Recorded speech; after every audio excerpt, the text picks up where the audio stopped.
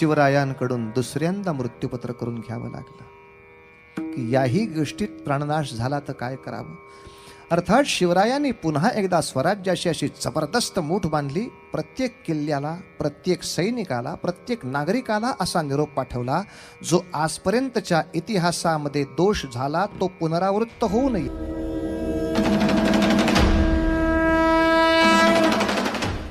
म्हणजे कोणीही कोणत्याही अफवेवर विश्वास ठेवू नये. कारण एकदा आम्ही उत्तरेकडे गेलो की आमच्याबद्दल कोणतीही अफवा उठू शकते. धडा नेते सैन्य येतील, तलवारी घेऊन माणसं येतील आणि सांगू लागतील, अरे शिवाजी राजा तर तिथे मेला, शिवाजी राजा तर तिकडे संपला, शिवाजी राजांनी आपल्या स्वराज्यातले सगळेच किल्ले त्यांना देऊन टाकायला सांगितले, द्या पटपट पटपट पटपट. शिवाजी म्हणतो की खेळ संपला.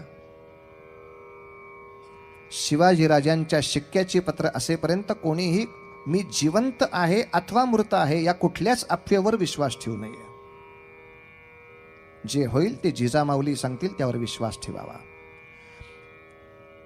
दुर्दैवाने यात प्राणनाश झालाच. तर जिजाऊ मासाहेब सांगतील त्या पद्धतीने पुढचे स्वराज्य चालू राहिले पाहिजे. कारण आम्हाला सातत्याने हे दाखवायचंय, स्वराज्य चालवायचंय तत्वासाठी, माणसांसाठी नाही. मनुष्य येतील जातील, कोणाही माणसासाठी तत्वाचे काम थांबता कामा नये. स्वराज्य चालूच राहील. आजवर केलेली राज्यघटना अतिशय कडकपणे आणि कटाक्षाने पाळली जाईल. अर्थात शिवरायांनी स्वराज्य सोडताना काही परीक्षा पण घेतल्या आहेत. त्याच्या कथा आपल्यामध्ये प्रसिद्ध आहेत. खबरदार जर टाच मारून जाल पुढे चिंधड्या. दुर्दैवाने स्वल्पविरामच चुकलाय. जाल पुढे चिंधड्या काय? खबरदार जर टाच मारून जाल पुढे तर चिंधड्या उडवीन राई ओढ्या. तो चिंधड्या इकडचा तिकडं गेल्यामुळे सगळा गोंधळ करून बसलो आपण कवितांचा. पण अशा अनेक परीक्षा घेतलेल्या आहेत. राजे अचानक काही माणसं घेऊन रात्रीच्या वेळेला किल्ल्यांवर जात होते. पण किल्ल्यावरच्या किल्लेदाराला सूचना अशी असे की रात्रीची 10च्या साधारण आसपासची एकदा तोफ वाजली की दरवाजे बंद करायचे, ते दुसऱ्या दिवशी पहाटे उघडणार. यात बदल करायचा नाही, काहीही झालं तरी आणि कोणीही सांगितलं तरी. वर्ण ऑर्डर आहे असं कोणी सांगायचं नाही. नियम हा आहे, असाच नियम पाळला गेला पाहिजे. ओके. आणि नेमके राजेच सैन्य घेऊन उभे दारात. किल्लेदार दार उघडा. का? आमच्या मागे शत्रू पाठलाग करतोय. किल्लेदाराने सांगावं तटबंदीवर उभं राहून, राजे पायथ्याशी बसा. तुमचं सैन्य तटबंदीच्या पायथ्याशी ठेवा. गडावर हारे सुरू होतील. हारेकरी सगळ्यांना हाका घालतील. तोफा तयार झाल्या, मशाली तयार झाल्या, बंदूकधारी तयार झाले, धनुष्यबाणवाले तयार झाले, दगडांच्या राशी तयार झाल्या. शत्रू किल्ला चढून सुद्धा वरती येणार नाही. शत्रूकडे काय पाहायचे ते आम्ही पाहून घेऊ. अरे पण शत्रूने काही तोफेचा गोळा, शत्रू तोफगोळा टाकत नाही, तो आपल्या टप्प्याच्या पलीकडे आहे. आमची तोफ त्याच्यावर नजर ठेवून आहेत, तोफवाले नजर ठेवून आहेत. अहो मला आत घ्या. दार उघडणार नाही. किल्लेदार तुम्ही कोणाशी बोलताय? शिवाजी राजाशी. क्षमा असावी राजे. राज्य माणसाच्या बोलण्याप्रमाणे नाही बदलता कामा, हे तुम्हीच शिकवलंय. घटनेप्रमाणे कायदा पाळला गेला पाहिजे. प्रत्येकासाठी कायदा वेगळा नाही, तो शिवाजी राजांसाठी सुद्धा वेगळा नाही. दारं उघडली जाणार नाहीत. त्याचे परिणाम भयानक होतील. असे दम 300 वर्ष महाराष्ट्रात बरीच माणसं देतच होते. पण आता महाराष्ट्र बदलायचं असेल तर किमान ही दमदाटी तरी बंद व्हायला हवी. पण पहाटे 5 वाजता दरवाजे उघडले. राजाने आत घेतलं. राजाने अवतार असा घेतला होता, असा तिळपापड झालेला, लाल बुंद झालेला राजा. आता तलवार घेऊन सब दिशेत कापणार त्या किल्लेदाराचा डोकं. ही हराम करतो, मला दरवाजे उघडत नाही. आणि किल्लेदाराने शांतपणे येऊन समोर तलवार ठेवावी, हात जोडून बसून राहावं गुडघ्यावर. राजे तुम्ही म्हणत असाल मी चुकलो तर तुमच्यासाठी मरायलाच आम्ही सैन्यात आलो. राजे प्रश्न येतच नाही. तुमच्या हातून मृत्यू असेल तर आम्हाला दुःख कशाचंच नाही. पण नियमपालनामध्ये मृत्यू आला, आम्हास त्याचे दुःख नाही. उडवा गर्दन. आणि असं साध्या किल्लेदाराने सुद्धा म्हणावं. मग शिवराय त्यांना उठवून हृदयी लावायचे आणि सांगायचे, किल्लेदार, आता मला स्वराज्याची काळजी नाही.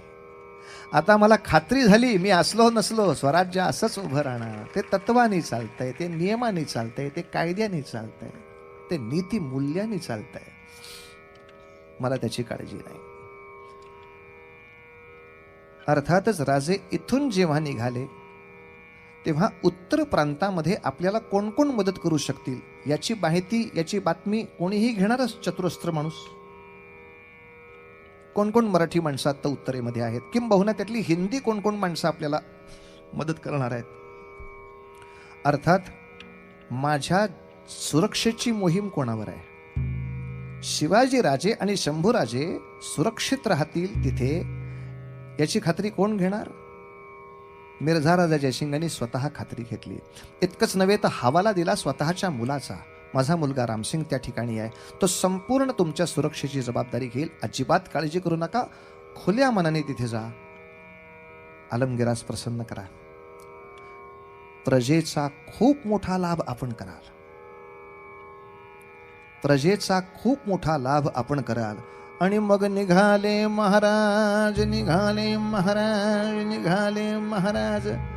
अरे रायगडाहून सिंह चालला, रायगडाहून सिंह चालला, रायगडाहून सिंह चालला. छावा त्याचा भला, सवे सुत संभाजी शोभला, सवे सुत संभाजी शोभला. रायगडाहून सिंह चालला.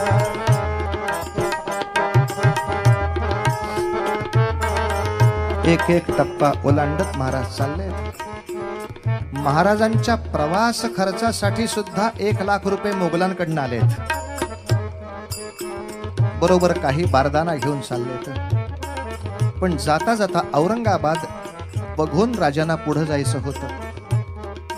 ते देवगिरीचं वैभव पाहिलं, ते ढासळलेले बुरुज पाहिले, ते भग्न झालेलं सिंहासन पाहिलं. उगाचच मनामध्ये चरका येऊन गेला, माझ्या स्वराज्याचं नाही ना होणार असं पुढल्या वर्षी. एवढ्या शक्तीनं उभे राहिलेली ही सिंहासनं होती, पण एकेका 2-2 युद्धामध्ये ढासळली, ती कायमचीच ढासळली. माझ्या स्वराज्याचं नाही ना होणार असं. पुन्हा हृदय सांगायचं, आपण सगळ्यांचे विचार बदललेत, नाही होणार असं, नाही होणार असं. आणि एक एक टप्पा पार करता करता करता करता पुढे जाताना अशी बातमी आली, राजे राजे आपल्याला दिल्लीपर्यंत जायचंच नाहीये. औरंगजेबांच्या वाढदिवसाच्या निमित्तानं जो मोठा दरबार भरायचा आहे त्याची आता जागा बदलली आहे, आग्र्याच्या किल्ल्यामध्ये तो विषय होणार आहे. अरे चा, हो का? ठीक आहे, फार काही अंतर नाही, आग्र्यामध्ये जाऊ.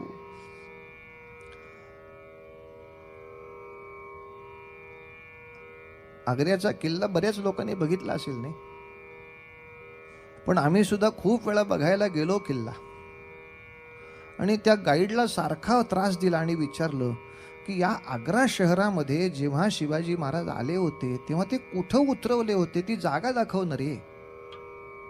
ते 2 महिने ते तिथं राहिले होते, पण तो मालूम नाही, मालूम नाही शिवाजी महाराज कुठं राहिले होते. जर तिथे एखादा तमिळनाडूचा राजा जाऊन राहायला आला असताना तर तिथे जाऊन जयललिताने असा थैथयाट केला असता दिल्लीत की एक जागा दाखवा, नाही तर कुठली तरी जागा त्यांच्या नावे बांधा, त्यांना माझ्या राजाचं नाव द्या तरच जाते. आपल्या आदराच्या स्थानाबद्दल असा हट्ट पाहिजे. जाऊ दे की शिवाजी महाराजांचं एवढं मोठं नाव आग्र्यामध्ये असताना सुद्धा दाखव ना, ती वास्तू दाखव ना. फक्त जाऊ दे, वास्तू नाही दाखवता आली ना तरी सुद्धा एक आनंदाचा विषय आहे. आग्र्याच्या फोर्ट समोर शिवाजी महाराजांचा आता पुतळाच आहे, ढँट ढँट पुतळा आहे तिथे, अश्वरूढ आपला उभा आहे. मग तिथे विचारावं लागतं, हे कोण?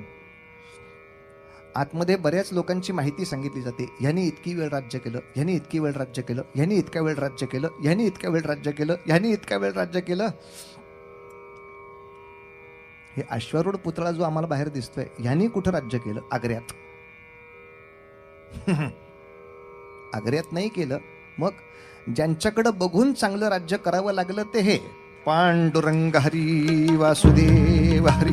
सातत्याने वरपर्यंत तरारा राजाचा असं आहे की पठ्य मी येत नाही तोवर तुमच्या मिजाशी येत. आलो म्हणजे कावड्याला पडेल.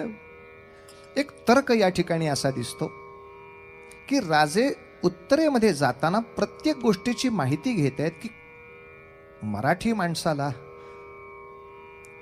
त्या काळात मराठी माणसं खूप मदत करत होती. त्यामुळे कोण कोण मराठी माणसं परकीय मुलखामध्ये आहेत, कोण कोण ह्या पद्धतीनं आहेत, कोण कोण आपल्या प्रेमाचे आहेत, त्यांना पटपट पटपट आपण संपर्कात घेतलं पाहिजे, त्यांची माहिती घेतली पाहिजे. अशी माहिती घेत घेत घेत राजे आग्र्याला पोचले. तोपर्यंत मी काल आपल्याला तो विषय सांगितला होता, पूर्वीही सांगितला की शंभूराजांची मोठी विलोभनीय अवस्था होती. त्यांना ते सगळं जे काही दिसत होतं ओ बो बो बो बो बो, म्हणजे साधारणतः रत्नागिरी, कुडाळ, कशेळी ह्या रेल्वे स्टेशन बघणारा माणूस अचानक मुंबईच्या बोरीबंदर स्टेशनला जर उतरला तर ती जी काही अवस्था होती, अरे बापरे, म्हणजे दिवसात येणाऱ्या 2च लोकल मला माहीत होत्या रत्नागिरीत. इथे म्हणजे दर मिनिटाला जाणाऱ्या लक्षावधी लोकल, दर मिनिटाला उतरणारे सहस्रावधी माणसं, दर मिनिटाला इकडचं तिकडचं. अबो कतलं डेंजर आहे राव. तसं जसजसं आग्र्याकडे जावं तसतसं त्यांच्याकडची सगळी वैभवाची पद्धत, त्यांच्या सगळीकडे चैनी पद्धतीची, त्यांच्या सगळी वागणुकीची तऱ्हा त्यांच्या बाजूला वागाव. लक्षावधी सरदार, लक्षावधी दरकदार, त्यांच्या रांगा, त्यांच्या घोड्यांच्या रांगा, ह्याच्या रांगा, त्याच्या रांगा, ते सगळी बसले बाजारपेठ. असं सारखं वाटायचं काय वैभव आहे, काय वैभव आहे. आणि आग्र्याला कसे बसे राजे जिथं पोचले. रामसिंगांनी स्वतः स्वागतासाठी येणं जिथे अपेक्षित होतं, औरंगजेब फार तयारीचा होता. त्यांनी रामसिंगाला खाजगीवरती नेमका पहाऱ्याला नेमला. रामसिंगाला जाता येईना, दुसऱ्या कोणाला सांगता येईना. दुर्दैव तिथंच मार खाऊ लागलं. रामसिंगांनी त्याचा मुन्शी पाठवला, गिरधरलाल मुन्शी. तो आग्र्याला महाराजांच्या स्वागताला. महाराजांनी तोही अपमान सहन केला, मान्य. कारण राजांच्या मनामधली कल्पना वेगळी चालली. लक्षात घ्या, त्यांना आलमगीराला काही करून भेटायचं आहे. आलमगीराला प्रसन्न करून अनेक राजकारण आपल्याला दक्षिणेकडची साधायची आहेत. तर फार गडबड नाही करायची. गिरधरलाल मुन्शाची सुद्धा स्वागताला घेऊन राजे आले. काही इतिहासकारांच्या पुस्तकात लिहिले की त्यांनी छावणी टाकली होती, शामियाना टाकल्या होत्या, त्यात राहिले होते. पण अनेक पुस्तकांचं त्याच्यामागचं बहुमत आहे ते कुठल्या तरी चांगल्या बळकट बांधीव अशाच वाड्यामध्ये राहत होते. मोठा जवळजवळ 1000-1500 बरोबर त्यांच्या माणसं आहेत, घोडदळ आहे बरोबर. आणि या सगळ्या स्वारांना घेऊन ते त्या ठिकाणी राहता आहेत. 12 मेची तारीख होती. संगीत द्या, आता बादशाहची त्यांची भेट द्यायची आहे मला. 12 मेची तारीख. आधी मुळात उत्तरेचा उन्हाळा आपल्या चौपट, त्यात मे महिना. त्या मेचा सुद्धा असाच उपयोग जास्त व्हायचा. जाता का 1 मेला, पुढच्या दिवशी 2 मेला, इकडं 12 मेला जायचो. 12 मेचा इतका विचित्र उन्हाळा त्या ठिकाणचा असह्य होत असताना ज्या मुहूर्तावरती दिवाणी आममध्ये आपल्याला प्रवेश करायचा होता तिथे सुद्धा त्यांचं स्वागत करायला रामसिंगाला येता आलं नाही. पुन्हा एकदा त्या मुन्शांच्या ह्यांच्या त्यांच्या गडबडीमध्ये वेळ चुकली आणि दिवाणी आमचा दरबार संपवून नेमका दुपारी 12 वाजायच्या सुमाराला सूर्य डोक्यावर आलेला असताना दिवाणी खासचा दरबार सुरू झाला. पण नेहमीच्या दरबारापेक्षा औरंगजेबाने प्रचंड मोठी तिथे सुरक्षा लावलेली दिसली. जवळजवळ 1,500 ते 2,000 रक्षक त्याच्या शेजारीच उभे होते. इथं हॉरर पाहिजे, हॉरर. आपल्याला सिनेमावाल्याने बोलवलं पाहिजे. अरे आता काय त्यांना लक्षात यायला लागला, आता औरंगजेबाचा दरबार आहे, तिथे काय वृंदावन गार्डन काय. 1,500 2,000 रक्षक उभे केलेत त्यांनी स्वतःच्या सिंहासनाभोवती कडं करून. का? साहजिक आहे, शिवाजी राजाला त्यांनी प्रत्यक्ष पाहिलेलं नाही. त्यांनी आपल्या मामाला विचारलंय, मिस्टर शास्ता खान मामा, की ज्याला मी भेटणार आहे ते कसं काय प्रकरण आहे. बरं, शास्ता खानाने त्याचं नरसिंह रूपच बघितलंय. तो भिंतीतनं येतो, तो दारातनं सुद्धा येऊ शकतो. आणि असा काही क्षणापूर्वी तिथं बघितला होता. धाडकन उडी मारली तर तो पलंगापाशीच होता. म्हणजे त्याची लॉंग जम्प किती मोठी आहे याचा साधारण त्याला अंदाज असल्यामुळे शिवराज मराठा गडी 25 हात उडी मारतो सक्त बाबा रे, तुझा पहारा कसा ठेवायचा बघ. म्हणून सुद्धा औरंगजेब शहाणा झाला होता. जिथून पटकन उडी मारता येणार नाही इतक्या अंतरावर यांना ठेवा. औरंगजेब अत्यंत सावध रीतीनं त्याच्या आसनावर बसलाय. समोरनं पुकारा झाला, राजे आले, संगीत चालू, धा धा धिन ता पिट धा धिन. औरंगजेबाच्या दरबाराचा नियम आहे,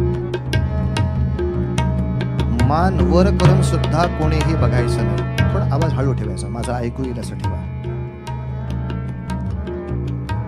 एकमेकांकडे बघायचं असेल तरी सुद्धा हनवटी छातीला टेकूनच एकमेकांकडे बघायचं. हास्य विनोद नाहीत, गप्पा टप्पा चालणार नाहीत, कुजबुजही दरबाराला ऐकू येता कामा नाहीये. अतिशय चोख इमामाने ही दिवाणी खास, म्हणजे खास लोक सरदार दरकदारांसाठी असलेला दरबार आहे. चालू देवायचं.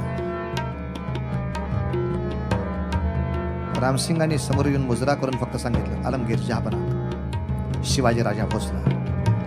सगळ्या दरबाराच्या अंगात मुंग्या आल्या होत्या. ज्याचं नाव घेतल्यानंतर चाल काय विचारल्यावर ह्या सगळ्या दरबारांनी माना खाली घातल्या होत्या. एकही पठ्या मानवर ज्याच्याकडे बघून करायला तयार नव्हता. आले राजे बहुतेक. धीम्या पावलाने शिवाजी राजांच्या, शंभूराजांचा प्रवेश दरबारामध्ये झाला. मात्र औरंगजेब त्यांच्यावरची नजर काढेना, ते औरंगजेबावरची नजर काढेनात. इच्छा एकच होती, याची खासगी भेट घ्यायची होती. हो, इतक्या लोकांदेखत काहीच होण्यासारखं नव्हतं. राजे आग्र्याला मुक्कामाला आल्यापासून रामसिंगाच्या मागे लागले होते. दिवाणी आम दिवाणी खास सगळं नंतर करू, आधी मला आलमगीराची प्रत्यक्ष भेट द्या, मला त्यांच्याशी बोलायचं आहे. एकट्याला भेटायला आलमगीरही तशी घाबरलेले होते. म्हणजे रक्षकांसह भेटा तो प्रश्न नव्हता, पण दरबारात सगळं नाही बोलता येणार आहे. एकट्याला गाठून जे बोलायचं होतं ती संधी कुठंतरी हुकत होती. शेवटीची आहेराची होती ती ताटं ठेवली, समोर ठेवली. औरंगजेबाने खुणेने इतकंच सांगितलं, शक्यतो दूर उभं करा. मग शेवटी सगळ्यात शेवटचा मनसबदार 5,000 मनसबदार, ते शंभूराजे 5,000 मनसबदार होतेच. त्यांना तिथे उभं, आणि त्या मनसबदारांची ही रांग संपत असताना शेवटच्या जागेवर राजानं आणून उभं केलं की हो. तरीही राजे थांबून आहेत. अजून आशा सुटत नाही आलमगीराला भेटता येईल. एवढ्या दरबारी लोकांना सन्मान देण्यासाठी मानाचे पोशाख वाटायला सुरुवात झाली. चालू ठेवायचं. ज्याला खिलत वाटणं असं म्हणतात, ती खिलत वाटायला सुरुवात झाली. प्रत्येकाच्या समोर मानाचा पोशाख घेऊन हुजऱ्या येतोय, त्याला तो देतोय. पण रांगेमध्ये शिवाजी राजांना वगळलं गेलं, हुजऱ्या पुढे गेला.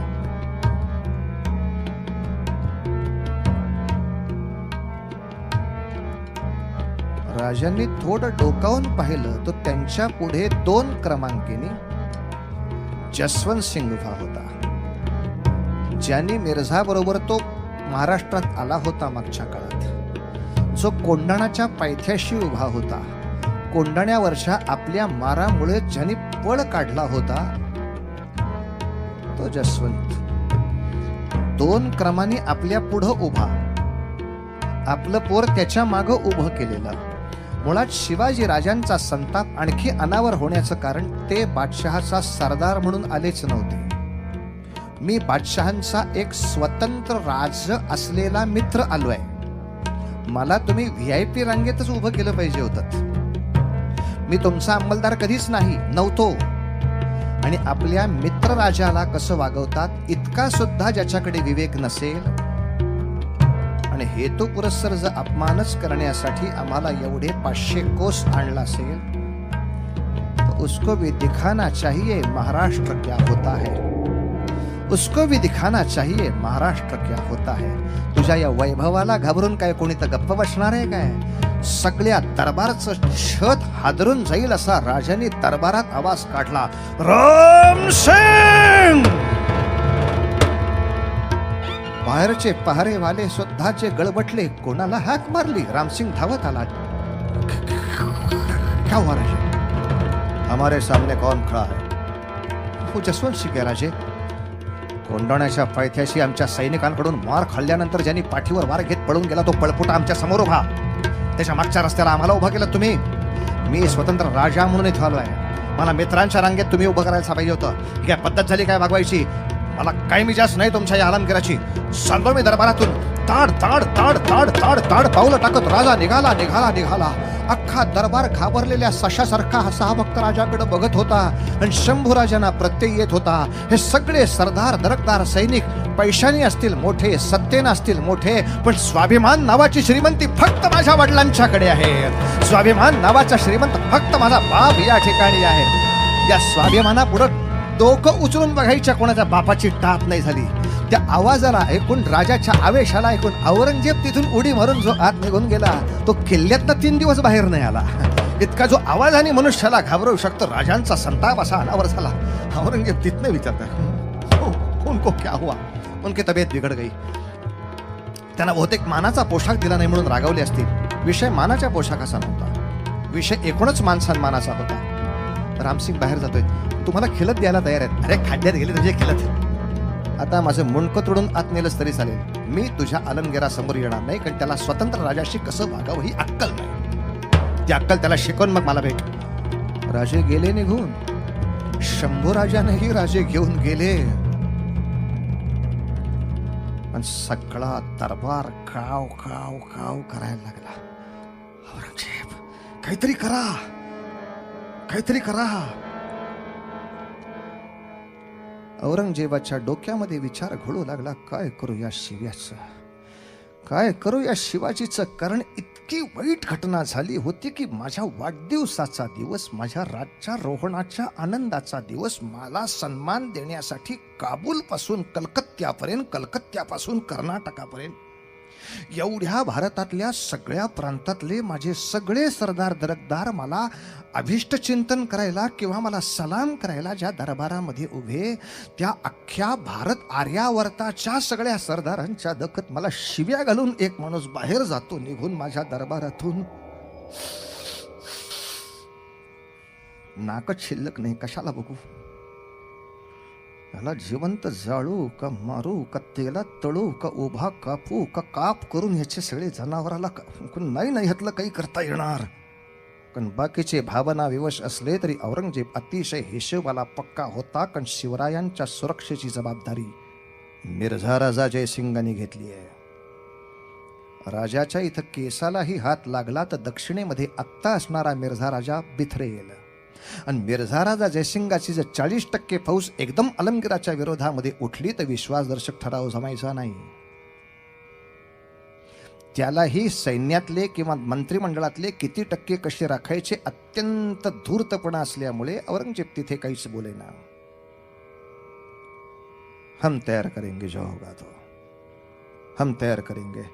या मधल्या 10 दिवसाच्या काळात सुद्धा सातत्याने एकमेकांशी बोलणी चालू आहेत. आलमगीर म्हणतात काहीतरी समजूत काढा, काहीतरी समजूत काढा. शिवरायांचा सातत्याने प्रयत्न एकच आहे. समजूत काढायची असेल तर मार्ग एकच, आमच्याशी प्रत्यक्ष समोर बसून बोलणी व्हायला पाहिजेत. माझ्या मनामध्ये किलमिश नाही, मला माहिती आहे तुमच्याही मनात किलमिश नाही. मी दक्षिण प्रांताच्या माझ्या पुढच्या प्रगतीच्या दृष्टीने मिर्झा राजांच्या शब्दाला मान देऊन या ठिकाणी आलो आहे. काही केल्या शिवराय काहीही जरी म्हटले तरी आलमगीर त्यांच्याशी भेटायला काही तयार होईनात. हाच दरारा सगळा त्रासदायक होता. काही वेळेला दरारा सुद्धा ताप देतो तो असा. जेव्हा काही एकमेकांच्या मनात किलमिश नाही, आपण आपल्या दक्षिण प्रांताच्या विकासाच्या भेटणार नाहीत. आलमगीर भेटायला तयार नाही. तुम्ही मंत्र्यांशी, मला मंत्र्यांशी बोलायचं नाही. मी राजा आहे, राजांनी राजाशी बोलावं. हे मध्ये कोण माझ्याशी सारखे त्रास देत आहेत मला? असं काय करता शिवबा तुम्ही? तुमचा मुलगा आहे ना 5,000चा मनसबदार, मुलगा 5,000चा मनसबदार आहे, तो मनसबदाराशी बोलेल, मी का बोलू? मी आलमगिरांशी बोलायला आलोय. मला आलमगिरांची भेट घडवा, नाही तर मला इथनं जाऊ द्या. अरे बापरे, हे एवढं प्रकरण करून हा मनुष्य जर इथून निघून गेला तर मग आपल्याला कोण जगामध्ये विचारेल? म्हणून शेवटी फुलाद खान नावाच्या नगररक्षकाला बोलवून सांगितलं, शिवाजीराजाच्या निवासस्थानावरती 5,000 हशवांचा पहारा उभा करा, तोफा सुद्धा तिथे ठेवा, आणि शिवाजीराजांना कोणालाही भेटायचं असेल आणि शिवाजीराजे कोणाला भेटणार असतील तर त्याच्यावर आपला नजरेचा नजरबाज आत पाहिजे. लक्षात घ्या, कोणीही चुकूनही समजू नका की शिवाजीराजांच्या हातापायात बेड्या घातल्या म्हणून. शिवरायांच्या भोवती पहारा बसवून औरंगजेबाने फक्त त्यांना नजर कैदेत ठेवलंय. नजर कैद या शब्दाचा अर्थ तुम्ही कोणाला आपणहून भेटू शकत नाही. तुम्ही अर्ज करावा लागतो की मला यांना भेटता येईल का. त्याच वेळेला त्यांना तुम्हाला भेटायचं असेल तर अर्ज करावा लागतो, त्यांना भेटता येईल का. पण एकदा राजा पहाऱ्यात अडकला मात्र, आणि अशा बातम्या लवकर पसरतात. भस भस भस भस वाऱ्यावर वार्ता आली आणि महाराष्ट्रामध्ये ती वार्ता बहुतेक लोकांना कळायला लागली. अर्थात राजांनी सूचना दिल्या होत्या म्हणून अराजक झालं नाही. अफवेवर विश्वास ठेवू नका, कारण या अफवा उठल्याच की राजे आता अटकेत पडलेत, आणि आज तागायत औरंगजेबाच्या अटकेतून कोणीही सुटू शकलेला नाही, ना त्याचा बाप, ना त्याचा भाऊ, ना त्याचा शत्रू. इतका कडक पहारा ज्या औरंगजेबाचा असतो, रायगडावर जेव्हा बातमी आली असेल तेव्हा जिजाऊंची अवस्था कल्पना करा. महाराष्ट्रातल्या पंढरपूर तुळजापुरापर्यंत ही वार्ता ऐकू आली असेल, त्या संत सज्जनांच्या हृदयाची काय अवस्था झाली असेल कल्पना करा. प्रत्येकाने भगवंतापाशी टाहू फोडला, भगवंता गेल्या 700 वर्षामध्ये पुन्हा एकदा धर्माचं राज्य होणार का नाही या प्रश्नाचा निकाल लावण्यासाठी आम्ही सगळे तपस्या करत तुझ्या समोर बसलो, आणि या परीक्षेचा शेवटचा निकाल देण्याचा ज्या क्षणाला समय होता त्या क्षणाला या का वार्ता आमच्या मनावर येतात, या कशासाठी वार्ता आमच्या कानावर येतात भगवंता. अरे पंढरी निवासा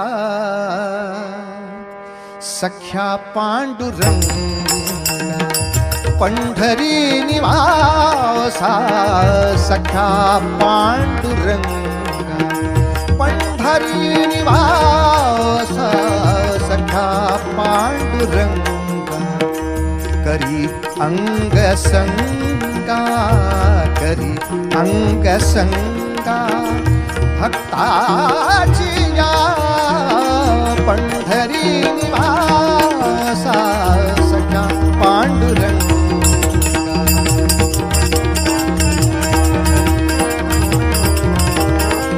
भगवंता भगवंता भगवंता भगवंता, काय रे हे, काय रे वार्ता ही देवा.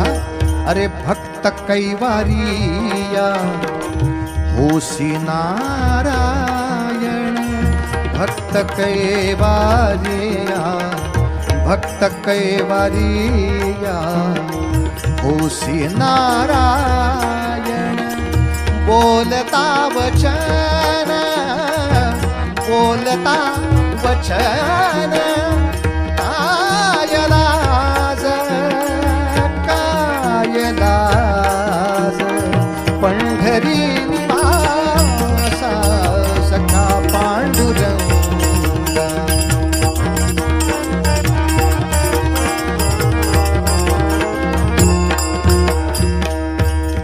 पांडुरंग हरी वासुदेव हरी, पांडुरंग हरी. आता राजांचं कर्तृत्व फक्त ऐका. वा रे वा, आपण हा दृष्टांत पूर्वी ऐकलाय. माणसाला प्रचंड भीती झाली तरी सुद्धा एखाद्या वेळेला प्रयत्न न करताच तो हार्ट अटॅकने थांबतो किंवा संपतो. अर्थात भीतीच का, खूप सुख अचानक आलं तरी हार्ट अटॅकने माणूस थांबतो किंवा संपतो. अशी सुखाची सुद्धा कथा आहेत. एका डॉक्टरला रस्त्यामध्ये एक पेशंट सापडला. पडला होता बिचारा. त्याला उचलून त्यांनी दवाखान्यात आणला. गरीब होता बिचारा, पण त्याच्या खिशात लॉटरीचं तिकीट सापडलं आणि ते लागलं होतं, त्यामुळे श्रीमंत झाला होता बिचारा. 5 लाखाची लॉटरी लागली.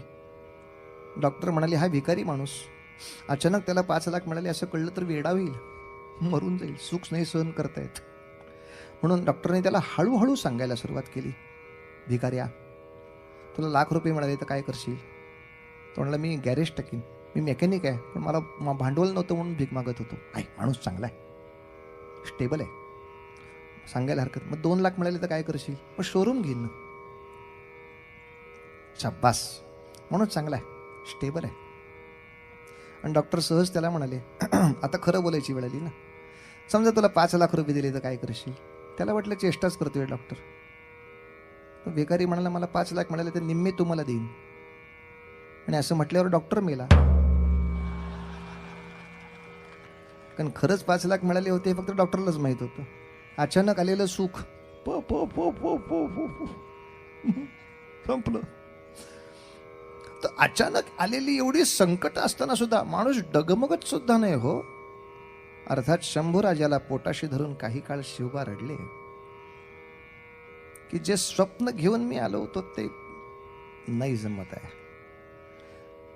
अलमगिरांचा स्नेह आपल्या दक्षिण प्रांताच्या विकासासाठी वापरायचा होता, तो नाही जमत आहे. आता इथनं सुटणं तर भाग आहे.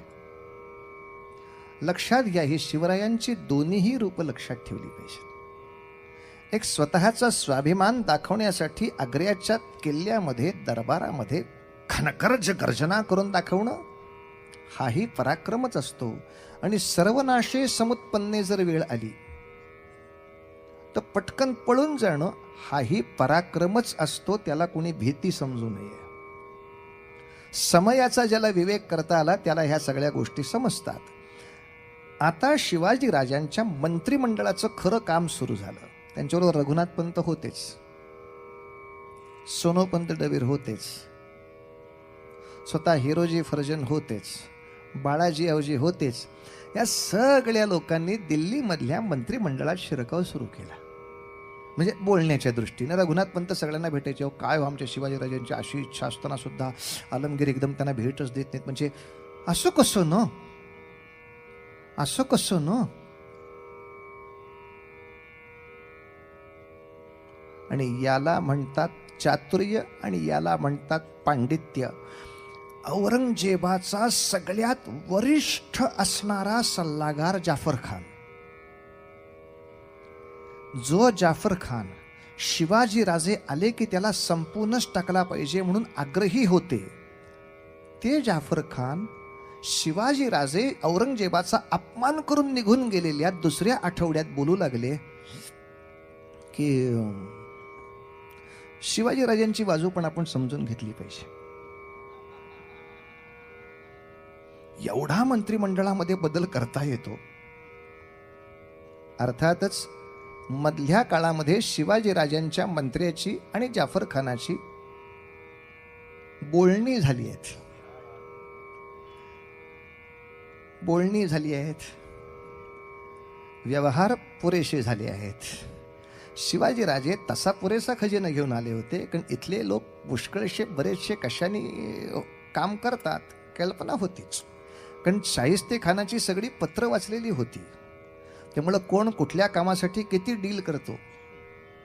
आता शेवटी पर्याय नाही होत. तुम्हाला एकदा गटार साफ करायचं आहे म्हटलं की गटारात उतरणंच भाग आहे. मला घाण लागेल, मग बस वरती मारायला उपोषण करत, असं नाही करून चालत. आता शेवटी चिखल हाताला लागल्याशिवाय डुकरं नाही बाहेर जाणार हे कळलं तर मग घ्यायचं चिखल हातात. काय करणार तुम्ही तिथे? त्यांना हाकलण्यापुरतं चिखल घेणंच भाग आहे हो. तसं भ्रष्ट असलेली व्यवस्था बाजूला करण्यासाठी जर मला त्याच्यात जायचं असेल तर किंचित प्रमाणात मला भ्रष्टाचार करावाच लागतो. तिथे साधन सुचिता करत बसले म्हणजे जाऊ दे, पुढं कशाला बोलायचं सगळं, तेही काही चालणार नाही. असं नाही करून चालत महाराज. एखाद्या पोलीस डिपार्टमेंटमध्ये जाऊन मला तिथला काही समजा चुकून चाललेला भ्रष्टाचार कमी करायचा असेल तर कित्येक वेळेला भरती करण्यासाठी सुद्धा पैसे मागणारी माणसं असतात. अशा वेळेला पैसे देणं भाग पडतं. बघा, तुम्ही पैसेच देऊन आत आलात, मग तुम्ही असं नसतं साहेब. पैसे देऊन जरी मनुष्य आत आला तरी सुद्धा अरे असं परत होता कामा नये, हे काम तो तिथे येऊन करू शकतो, पण हे करण्यासाठी आत उतरलं तर पाहिजे. कुठली शिक्षक म्हणून आम्ही सचोटी शिकवणार आफळे तुम्हाला. शिक्षक होण्यासाठी किती द्यावी लागतात तुम्हाला? काय होण्यासाठी द्यावं लागत नाही, सगळं होण्यासाठी द्यावं लागतंय. मग किमान ते त्या वेळेला पुरता का होईना देऊन टाकले, आपण त्या पदापर्यंत पोचलो. आता ती सिस्टीम साफ करायला सोपं जाईल ना.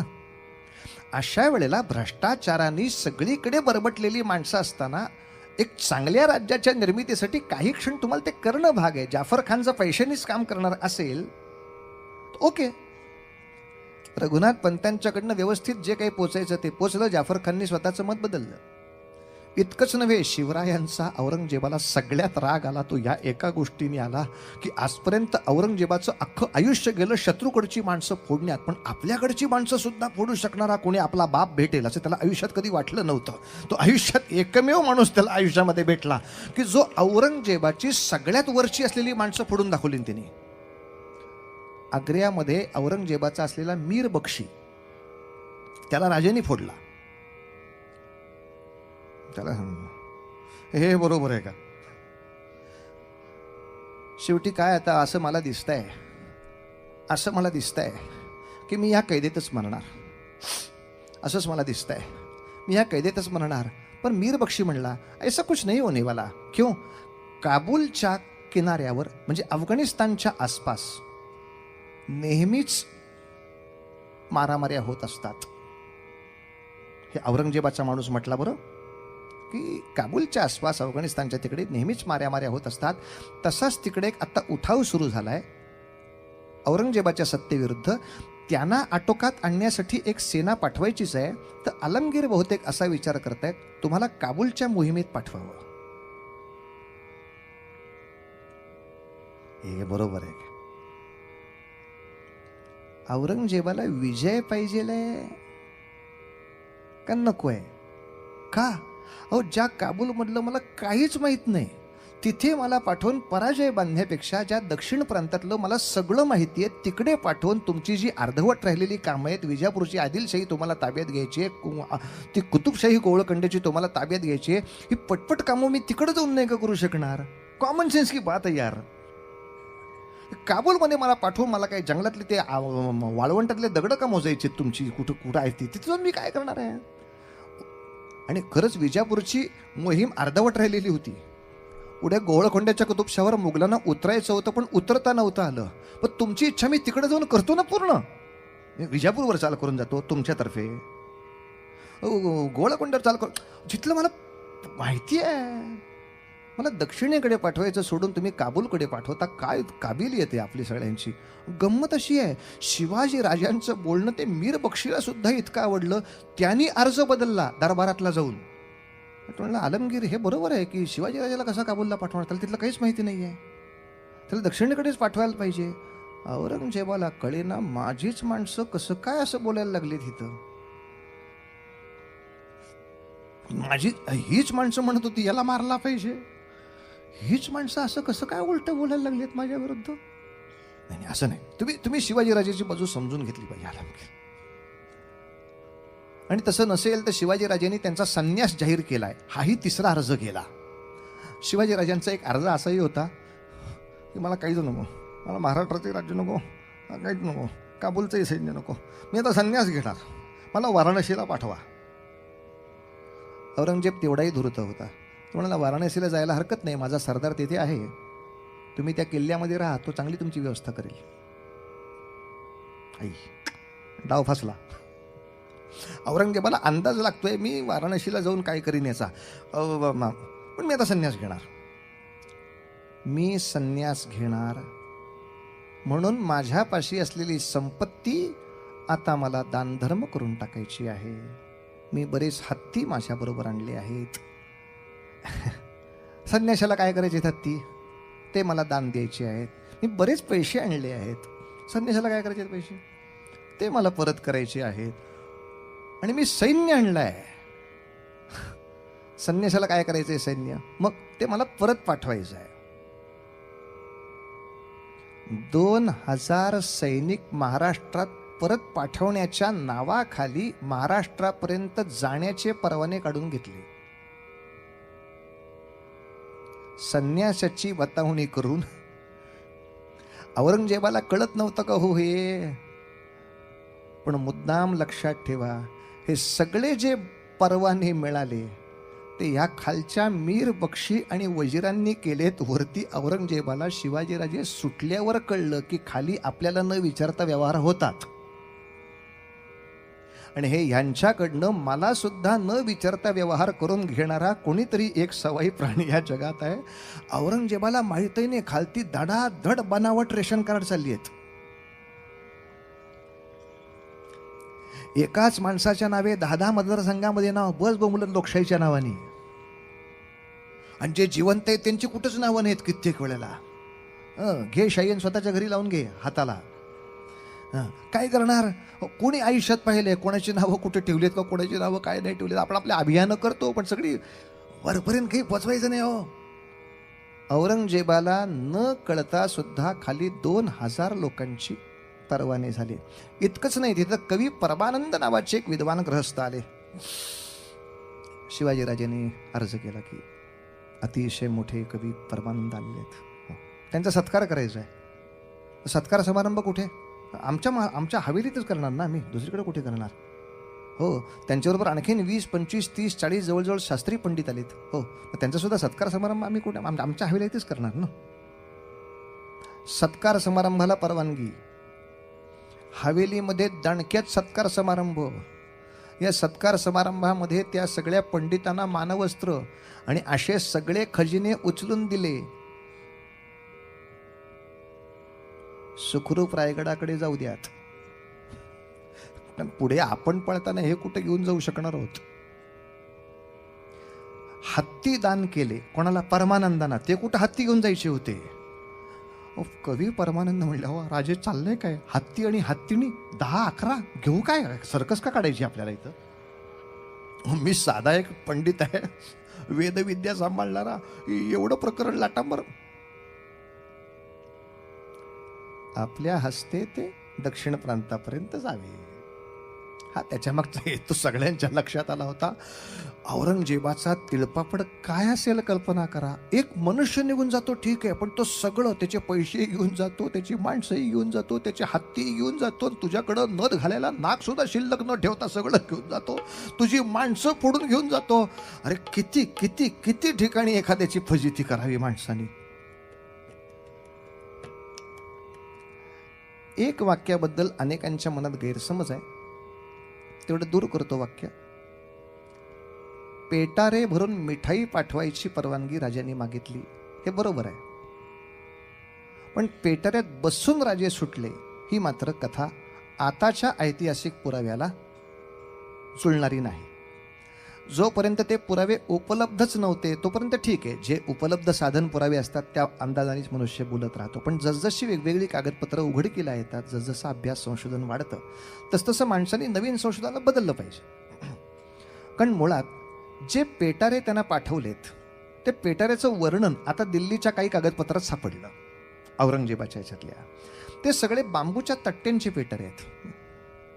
ह्याच्यात माणूस नाही बसू शकत. मिठाई मावेल ठीक आहे, मुळात माणूस बसवणं धोक्याचं पण आहे, कारण तो तलवार घेऊन पण नाही आता बसू शकत आतमध्ये. पण ते तट्ट्याची पेटारे असल्या कारणामुळे ते कुठल्याही हालचालीमध्ये फाटू शकतं. तेव्हा अशा कुठल्या तरी गोष्टीमध्ये हे होण्यापेक्षा राजांनी एक वेळ कुठल्या तरी सैनिकाचं किंवा कुठल्या तरी भोयाचं रूप घेऊन तिथून त्या गर्दीचा फायदा घेऊन निसटून जाणं हे थोडं स्वाभाविक आहे, ज्याच्यामध्ये मनुष्य संरक्षणाच्या दृष्टीने स्वतः स्वाधीन असतो. मी पटकन काही झालं तर तलवार काढू शकतो, मी आत अडकलो तर काहीच करू शकणार नाही, इतकं कोणी अडकणार नाही. एक. आणि दुसरं, शंभूराजानंही पेटाऱ्यातनं पाठवलं, यालाही थोडा आता इतिहास विरोध करतोय. कारण शंभूराजांना पेटाऱ्यातून पाठवायची गरजच नाही आहे, कारण शंभूराजे कैदेत नाहीच आहेत. हे 2000 सैनिक कैदेत नाही आहेत, फक्त शिवाजीराजे कैदेत आहेत. त्यामुळे शिवाजीराजे तिथे कैदेत असताना सुद्धा आम्ही जरा फिरायला जाऊन येतो म्हणून शंभूराजे अनेक वेळेला बाहेर पडलेत रामसिंगाबरोबर. किंबहुना औरंगजेब अनेक वेळेला सकाळी उठून मल्ल लोकांच्या कुस्त्या वगैरे बघायची त्याला खूप इच्छा असे, तसं तो मल्लांच्या कुस्त्या लावे. त्या कुस्तीगारांच्या तिथं सुद्धा शंभूराजांना रामसिंग एकदा घेऊन आल्याचं वर्णन आहे की सगळे मल्ल वगैरे तिथे एकमेकाशी कुस्ती खेळत होते. 8-9 वर्षाचं लेकरू. औरंगजेबाला सुद्धा ते खोड्या काढायची थोडी हौस मध्ये आली. बघ आमच्याकडे केवढे मल्ल आहेत, खेळशील का यांच्याबरोबर कुस्ती? आता कुठल्या का अर्थाने म्हणण्यात ते दम धाडकन बोलून गेले. खेळली असती, माझ्या योग्यतेचं कोणीच दिसत नाही. कुस्ती होईल का नाही हा प्रश्न नाही, आपण कुठल्या वाक्याने विकेट काढावी समोरच्या माणसाची हे तर त्यासाठी वेगळं डोकंच पाहिजे. हो, खेळली असती, कोणी माझ्या योग्यतेचं दिसत नाही. हां, आता वकिली पद्धतीने याला दुसराही अर्थ आहे.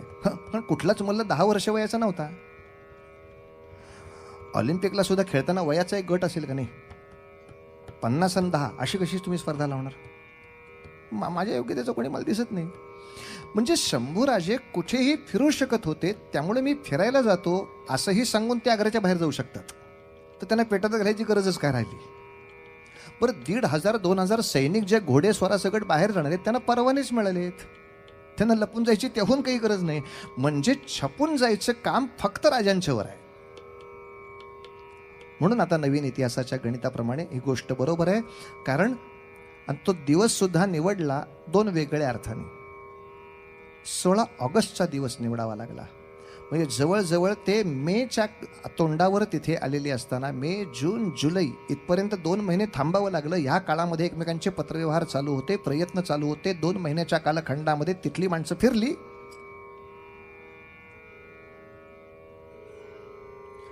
आणि जेव्हा मथुरेकडे कृष्ण जन्माच्या काळातला महोत्सव व्हायचा होता, त्याचे 2 फायदे. एक, मथुरेच्या दिशेनं बाहेर पडलं तर का जात आहे याला एक सबळ कारण मिळेल, जे आग्र्याच्या कुठल्याही लोकांना अडवण्याला काही कारण नसतं. का जा रहे हो? चौकीवर जर तुम्ही सांगितलं नाही मथुरेकडच्या कृष्ण महोत्सवासाठी चाललोय, तर तसंही काही अडवलं जात नाही. तर कृष्ण महोत्सवासाठी बाहेर पडणं हे एक सोपं कारण मिळणार आहे. दुसरं, कृष्ण महोत्सवाच्या आसपास सायंकाळी ज्या असतात त्या गडद अंधाराच्या असतात, जबरदस्त पावसाच्या असतात. साधारणतः त्या पावसाळी सगळ्या बाजूनं वातावरण असलं की तुमचे दस्तखत सगळे फार तपासत बसणं याच्यामध्ये चौकीदारांना फार रस राहत नाही. तो पावसात आधीच वैतागलेला असतो. पण अंधारात तो साधारण बघतो काय घोडेस्वाराचं ह्याचं आहे का, चलो चलो चलो आगे चलो, चलो आगे. ह्याच्यात तुम्हाला निष्ठाला खूप सोपी युक्ती आहे. घोडेस्वारासकट तुम्ही निश्चितपणे निष्ठू शकता. आणि तिसरं कारण, औरंगजेबाच्या दरबारातला एक श्रीमंत मनुष्य होता फिदाई हुसेन नावाचा. तो त्याची एक नवी हवेली बांधत होता. त्या नवीन हवेलीचं वास्तुपूजन म्हणजे शेवटच्या दिवसाचा वास्तुपूजन समारंभ हा 18 ऑगस्टचा होता. आणि बातमी अशी लागली होती की औरंगजेबाची मनीषा अशी आहे की आता शिवाजी राजाला नजर कैदेसाठी फिदाई हुसेनच्या वाड्यात हलवावा. ज्या योग्यता त्या वाड्यातली तळघरं आणि रस्ते फक्त फिदाई हुसेन आणि औरंगजेब दोघांनाच माहिती आहेत. आता या तळघरात कुठल्या बाजूला शिवाजीराजाचं काय झालं हे पुढचे युगानुयुगे कोणाला कळायचं नाही. त्या वाड्यात शिवाजीराजांना हलवायचं ही तारीख अलीकडच्या इंग्रजी पद्धतीप्रमाणे 18 ऑगस्टची जाहीर झाली होती. जाहीर म्हणजे पेपरला आलेली नव्हे, औरंगजेबाच्या अंतर्गत गोटात ही तारीख आली होती की 18 ऑगस्टला शिवाजीराजा हलवायचा. पण 18 ऑगस्टला शिवाजीराजांना हलवायचं हे राजांना आधी आठवड्यावर कळतं. याला मुत्सद्दीपणा म्हणतात. की औरंगजेबाच्या दरबारातली माणसं आधी 7 दिवस सांगतात आमच्या आलमगीर तुम्हाला काहीतरी धोका करणार आहे, 18 तयारीत राहा. म्हणजे राजांनी तिथली माणसं आपली करावीत. पुन्हा एकदा मला पूर्वरंगाशी याचं नातं जोडायची इच्छा होती. हनुमंताचं कार्य कळतंय ना, की लंकेमध्ये जाऊन नुसती लंका जळून रावणाची फजिती नाही करायची, तिथला बिभीषण सुद्धा मिळवायचा. हनुमंताने ज्या बुद्धिमत्तेनं रावणातलाही विभीषण हुडकून दाखवला, त्याला शोधून दाखवला, त्याला रामकार्याकडे आणून दाखवला, तसा शिवाजी राजांच्या या मंत्रिमंडळाने सुद्धा तिथं जाऊन याही मंत्रिमंडळातले कोणी चांगले असतील, जे चांगल्याला पाठिंबा द्यायला तयार आहेत, चांगल्याला मदत करायला तयार आहेत, आणि अशा वेळेला कृष्णाष्टमीच्या त्या ठिकाणच्या महोत्सवाला जायचं ठरलं. राधे राधे राधे राधे राधे गोविंदा राधे गोविंदा वृंदावनच्या अनाथ बंधू राधे राधे राधे गोविंदा राधे राधे राधे राधे राधे गोविंदा राधे गोविंद अनाथ बंधू राधे राधे राधे गोविंदा राधे राधे राधे राधे. सगळीकडे कृष्णाष्टमीची धूम आहे. शिवबांचं एक गंमत आहे का, ते रोज मिठाई वाटत नव्हते. मिठाई वाटप फक्त गुरुवारी चालायचं. पण चांगल्यातली चांगली मिठाई शिवाजी राजांनी खरेदी करावी म्हणून मिठाईवाले रोज त्यांच्याकडे पेटारे पाठवत, सॅम्पल. ये मिठाई आपको अच्छी लगती है क्या, अगले गुरुवार को हम भेजने वाले हैं, वगैरे वगैरे वगैरे. म्हणजे पेटारे सारखे येत आहेत, जात आहेत. मुद्दाम बैरागी लोकांना मिठाई वाटायचा समारंभ वाड्यासमोरच करत होते. त्यामुळं लोकांना, पहारेकऱ्यांना गर्दीची सवय झाली. गुरुवार म्हटलं की गर्दी होतेच. हे 100 लोक येतात, हजारो लोक येतात. मग हे आमचे लोक मिठाई लांब जाऊन वाटायची नव्हती. हा, आणि मुद्दाम गुरुवारचा दिवस निवडला होता. गुरुवारच्या दिवशी दर आठवड्याच्या गुरुवारी मिठाई वाटायची आहे. अनेक सॅम्पल दाखवायला यायचे. आणि एक गुप्त पत्रातला उल्लेख सांगतो, त्यातली सँक्शन व्हायची, ही मिठाई चालेल पुढल्या गुरुवारी, बुधवारी मला मिठाई आणून द्या, आपण गुरुवारी वाटूया. आणि एखाद्या मिठाईचा पेटारा फारच आवडला तर त्याच्यावर नाव लिहिलं जायचं, जाफर खानांकडे जाऊ दे. त्यामुळे शिवाजी राजांनी मिठाई आग्र्यातल्या बऱ्याच लोकांना खाऊ घातली आहे. त्या वाटपामध्ये सगळे पहारेकरी पण मिठाई खात होते. गुरुवारच्या वाटपामध्ये फौलाद खान पण मिठाई खात होता. म्हणजे ते फक्त आता कागदोपत्रीच पहारेकरी होते. चलो खाने को म्हटले सगळे एकाच पंक्तीला बसलेले होते शिवाजी बरोबर. एकमेकाचा हळूहळू असा विश्वास संपादन केला होता. फौलाद खानाला जर कोणी सांगितलं तू बेसावत राहू नको, शिवाजी पळून जाऊ शकते, अबे शिवाजी राजा तो संन्यास लेने वाले है, इतकी सगळ्यांना खात्री शिवाजींच्या संन्यासाची. त्यामुळे संन्याशी माणसाकडून असं काही घ्यायला सगळे तयार. वा वा वा वा वा वा. 16 तारखेची संध्याकाळ, बाहेर पेटाऱ्यांच्या वितरणाचं काम चालू आहे. आज ऐतिहासिक पुराव्याप्रमाणे असं थोडंसं उघडकीला आलंय. पहिल्याच सुरुवातीला हिरोजी फर्जन नाही उतरवलेला. पहिल्यांदा निराजी म्हणून जे मंत्री होते ते पुष्कळसे शिवरायाकडे सारखे दिसणारे. त्यामुळे आधी निराजींना तिथे थांबवलं. नंतर निराजींनी तिथून सुटून जाण्याच्या वेळेला हिरोजी फर्जनला त्या पलंगावर ठेवलं. पण शिवाजी राजांसारखा पेहराव घेऊन अलीकडचा जवळजवळ महिनाभर राजांनी हा उपद्व्याप केला होता की ते नेहमी पलंगाला पाठमोरे बसायचे आणि चर्चा करायचे. महिनाभरही सराव ठेवायला लागतो. हा, ज्यावेळी सगळ्या पहारेकऱ्यांना माहित होतं की खिडकीतनं बघितलं तर महाराजांची पाठ दिसते, महाराज इकडे तोंड करून बसत नाही. प्रल्हाद निराजी जे होते ते राजाचे वेश घालून तिथे पाठमोरे आहेत. आणि भोयांचे पूर्ण चेहरे झाकलेले भोई आहेत. यातला एक चेहरा झाकलेला भोई या निमित्ताने उचलला. या काळात राजांचं आणखीन पण एक वर्णन आहे, त्यांनी दाढी साफ करून घेतली आहे. पण शिवाजी राजांची जी सगळ्यात मोठी ओळख होती ज्या पद्धतीची, ती ओळख त्यांनी पहिली बदलली. मोठ्या केसांची ओळख बदलली. म्हणजे एक न्हावी काम हवेलीत बोलवून झालं. केस कमी केले, दाढी थोडी कमी केली. ज्यावेळी तोंडावरचा पडदा बाजूला झाला तर पटकन कोणीच ओळखणार नाही हा माणूस तो आहे म्हणून. पेटाऱ्याचा भोई म्हणून पटकन बाजूला होता होता होता होता. इकडे वाटप चालू आहे. गर्दीचा फायदा घेऊन 4 माणसं फिरली, लांब गेली गेली गेली गेली. एका विशिष्ट ठिकाणी घोडे तयार होते. घोड्यावर टांगा मारल्या. दस्तक सगळ्यांच्या हातात तयार होते. दस्तक घेऊन राधे राधे राधे राधे राधे गोविंद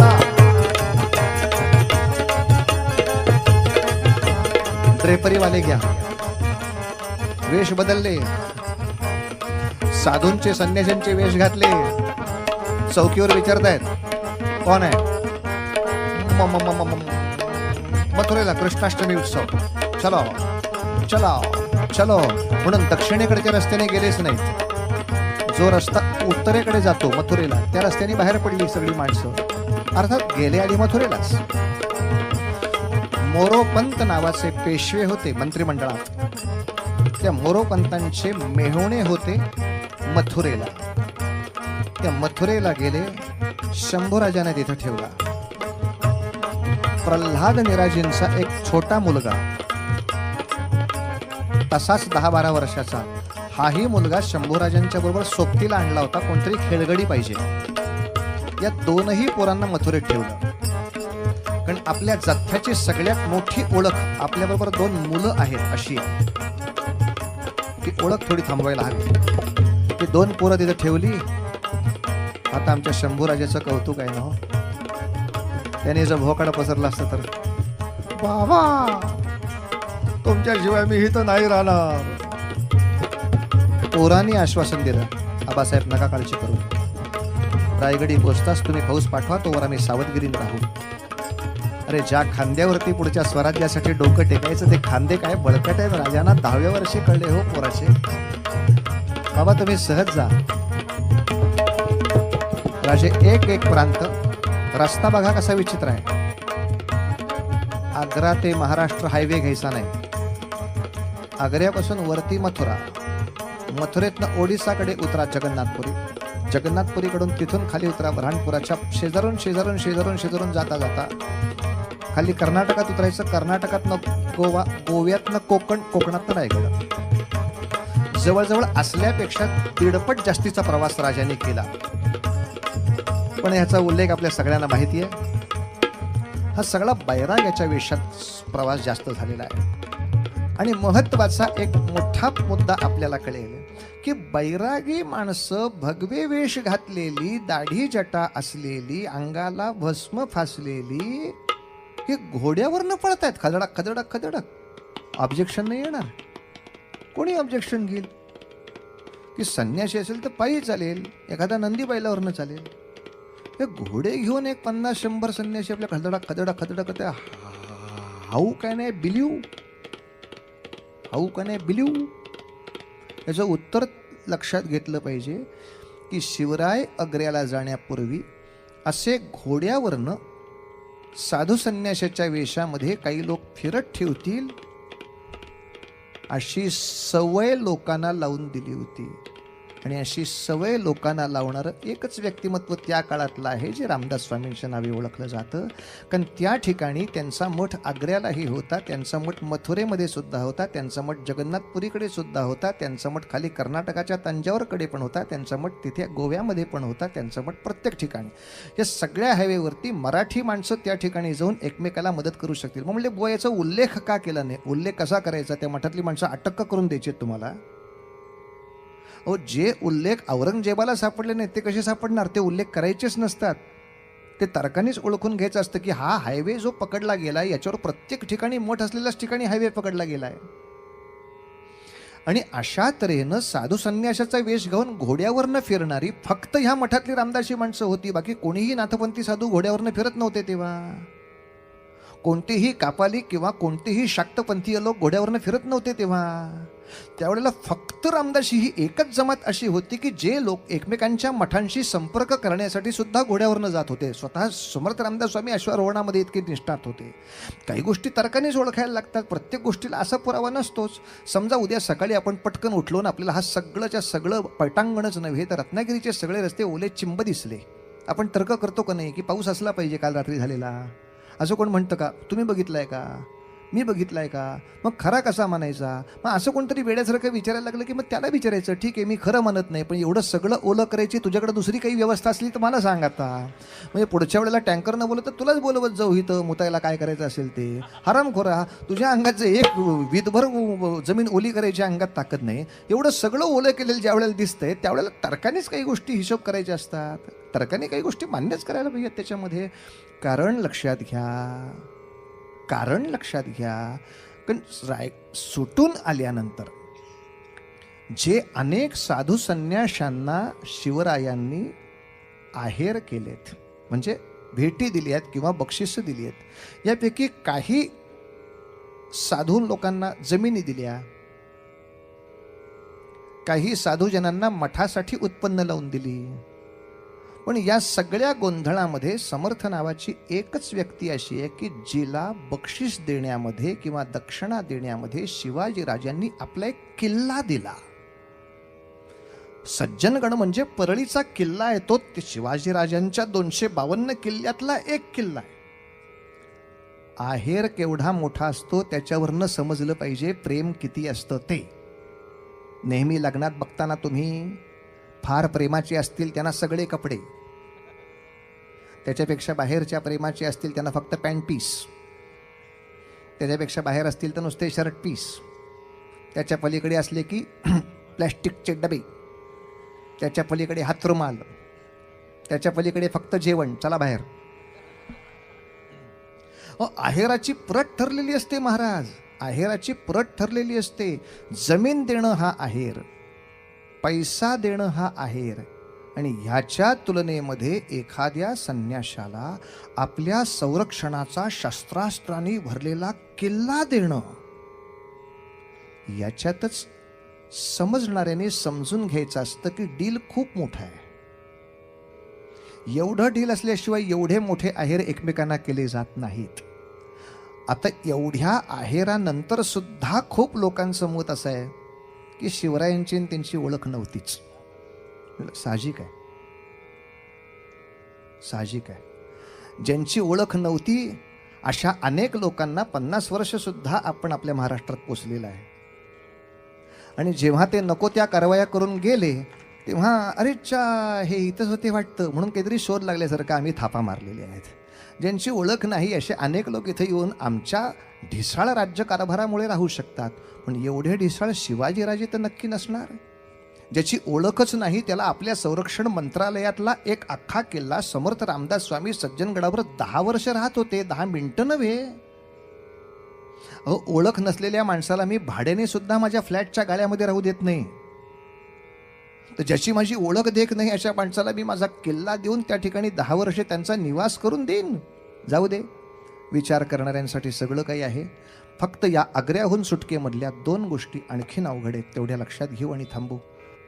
ती महत्त्वाची गोष्ट म्हणजे महाराष्ट्रात आल्याबरोबर शिवाजीराजांनी पहिली भूमिका अशी उठवली की संभाजी राजांचा मृत्यू झाला आहे, आणि ही अफवा लोकांना खरी वाटावी म्हणून तात्पुरतं खोटं खोटं का होईना पण श्राद्ध कर्मासारखं केलं आहे.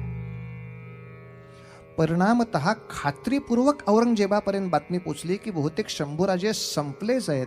म्हणून औरंगजेबाने सगळ्या चौक्यांना आता हुकूम पाठवले की आता लहान पोरांच्या फार काही तपासण्या प्रवासात करू नका, कारण बहुतेक ज्याला शोधत होतो तो नाही आहे. असे सगळे पहारे निर्धोक झाल्यावर शंभूराजांना त्यांनी आणलाय. पण तोपर्यंत त्या त्रिमलांनी त्यांना सांभाळलं. त्या त्रिमलांचा सुद्धा इथे आल्यानंतर शिवाजीराजेने सत्कार केला. आणि आता मोठं धर्मसंकट आलं का, ज्याचं श्राद्ध केलंय त्याला घरात कसा घ्यायचा. राजे आमचे सगळ्यांच्या पुढचे धर्मपंडित असायचे का, म्हणजे गेला म्हणून श्राद्ध केलं ना. हो, मग आलेल्याचं काय करतात, बारसं, परत बारसं करायचं. ये रे त्याला काय हो, राजकारणातली गणितं असतात. ती गेला म्हणून श्राद्ध केलं होतं, हो मग आता आलंय ना परत, मग बारसं करून टाका म्हणले. त्याचं नवीन संभाजीराजे आले म्हणले. राजे त्यालाही तयार असत. हा एक प्रकार. आणि दुसरं, या आग्र्याहून सुटकेमध्ये आणखीन 2 माणसांचे आभार मानले पाहिजेत. सोनोपंत डबीर आणि रघुनाथपंत कोरडे. अर्थात आणखीन 2 माणसं तशीच आहेत, हिरोजी फर्जन आणि मदारी मेहतर, की ज्या लोकांनी शिवाजीराजे 16 तारखेला तिथून गेलेले 1 दिवस दडवून ठेवलं होतं. फुलाद खानाला राजे गेले हे 18 तारखेला सकाळी कळलं. 17चा अवघा दिवस आधी प्रल्हाद निराजी आत होते. ती माणसं आली की हे हिरोजी फर्जन हेच मदारी मेहतर सांगा, गडबड मत करना, बहुत बहुत तब्येत बिगड़ गई है. राजे झोपलेले आहेत, ठीक आहे. नंतर प्रल्हाद निराजीन ही माणसं सुटली तेव्हा हिरोजी फर्जनला तिथे थांबवला. हिरोजी फर्जनन मदारीची मात्र खरंच कौतुक केलं पाहिजे, कारण त्यांनीच उषा, रजया आणि सतरंजा याला करामतच आली पाहिजे. खरंच असा सुंदर आकार केला की लांबून कोणीही फसेल की हा माणूसच झोपलाय. तसा अवघड असतो, करून बघा घरी. साध्या उषा लोडांचा असा एक विशिष्ट आकार ठेवायचा आणि हेच दोघं बाहेरच्या पहारेकऱ्यांना सांगतात, तबीयत बहुत बिगड़ गई है, हम दवा लाने के लिए चल रहे हैं, ठीक तरह से पहरा करो. गादीवर दोघं सटकली की तिथनं. 18 तारखेला सकाळी फुलात खान आला, काहीच आवाज नाही, हू नाही, चू नाही, टू नाही, पू नाही, फू नाही, काय चाललंय काय.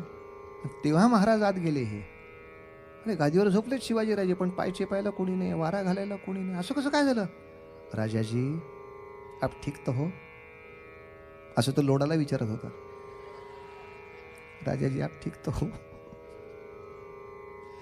ते पांघरून काढल्यावरची अवस्था त्या फुलात खानाची झाली. त्याच्या डोळ्यासमोर त्याचं मरण दिसायला लागलं. गरगर गरगर गरगर गरगर गरगर गरगर मेला आता फुलात खान अशा दिवसात. माझ्या समोरनं मी अख्खा 24 तास गादीचा पहारा करतोय. पावळट शिरोमणी 5000 माणसं घेऊन मी उशांचा पहारा करतोय. नॉनसेन्स. त्याला औरंगजेबासमोर जायचंच धाडस झालं नाही. आणि म्हणून या दोघांचे मला आभार विशेषत्वाने आपल्या समोर सांगायचे आहेत. राजांचं उरलं सुरलं तिथलं जे साहित्य आहे ते घेऊन जाण्यासाठी नेमके रघुनाथपंत कोरडे आणि सोनोपंत डबीर आग्र्यात परत आत आले होते आणि ते सापडले फुलात खानाला. आता फुलात खानाने राजांवरचा सगळा राग या दोघांवर काढला. तापत्या तव्यावर उभं करण्यापासून चापकाने फोडण्यापर्यंत. ह्यांचं कोण आधी ऐकूनच घेईना. मारताय का आम्हाला? तेव्हा त्यांना कळलं की फुलात खानाची इच्छा वेगळीच आहे, ते वेगळ्याच कामासाठी मारतायत. मला वाटलं होतं शिवाजीचा पत्ता मागण्यासाठी मारत असतील आपल्याला, पण हे नाहीच चाललेलं त्याच्या डोक्यात. फुलात खान सारखा म्हणत होता, कबूल कर कबूल कर. म्हटलं काय कबूल करू? या पळून जाण्यात रामसिंगचा हात आहे, कबूल कर. आई शपथ म्हणलं. म्हणजे म्हणून ITSचा प्रयत्न चाललाय होय म्हणले. म्हणजे मुख्य मुद्दा तिसरीकडेच आहे. हे वेगळ्याच कामासाठी मारामाऱ्या करायला बसलेत आमच्या समोर. म्हणजे ह्यांना फक्त फुलात खानाची मानगूट सोडवण्यासाठी रामसिंगाला अडकवायचं आहे, म्हणून मारहाण चालली आहे हत्येच्या. मग सगळ्यात सोपं झालं. पण तरी सुद्धा मला सांगा, या 2 माणसांनी तापल्या तव्यावर उभं राहून सुद्धा नाही पत्ता सांगितला राजांचा. पायाला जन्माचे चटके बसत असताना राजां हे सगळे त्रास वाचवण्यासाठी एक शब्द पुरेसा होता की मथुरेला गेले म्हणून. पण दिवसातले 12 तास चापकाचे फटके खात असताना ही माणसं नाही बोलली राजांबद्दल काही. त्यामुळे आम्हाला जाफर खानकडे वरच्या अधिकाऱ्याकडे न्या, आम्ही कबुली देतो, रामसिंग ह्याच्यात हात आहे म्हणून. फुलात खाना इतका आनंदात झाला होता, माझी मान सुटली. या दोघांना घेऊन ते जाफर अलीकडे गेले. जाफर खालीकडे सगळे पैसे ह्यांनीच पोचवलेले. तिथे जाऊन ह्यांनी आमची जबानी बदलली. अहो ह्यांनी एवढं मारलं की शेवटी अस्वलाला हो म्हणणं भाग पडलं की मी वानर आहे. की रामसिंगाचा काही हात नाही हो, हे मूर्खासारखे बसले होते. पण आता मारहाणीत न वाचवण्यासाठी आम्हाला काहीतरी तर बोललं पाहिजे होतं ना. काय जाफर अली जो संतापला, काय शिवाजी राजांची भेदनीती आहे रे, काय भेदनीती आहे. जाफर अली जो संतापला, असा संतापला, असा संतापला की त्यांनी आज्ञा केली, ताबडतोब दोघांना आग्र्याबाहेर हाकला.